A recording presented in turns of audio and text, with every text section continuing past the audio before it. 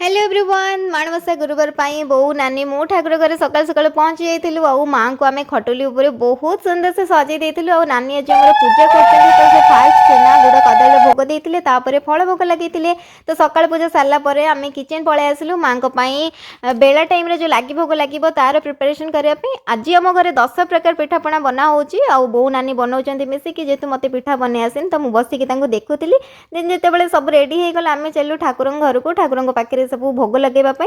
आज आमको सतरे बहुत बढ़िया लगे कहीं समस्ते मिसिक एकाठी आम पूजा करूँ और पूजा पर आलती नेलु आ लक्ष्मी पुराण पढ़ी देन आसिक आम से भोग सबको खाइलु तापर सिंपल से लंच आमर थी आज भात डाली आमती सब चकटा चकटी करके खाई तापर इवनिंग में मुझे बनई देती अटा नूडल आउ राति आज आम बनू चकुली तरकारी तो मत आज चकुली खावा इच्छा नाला सो मो बेसन चिला बनई देती। तो फ्रेंड्स आज भिडियोटा थी जब भिडियो भल लगे लाइक शेयर एंड सब्सक्राइब करेंगे। Thanks for watching.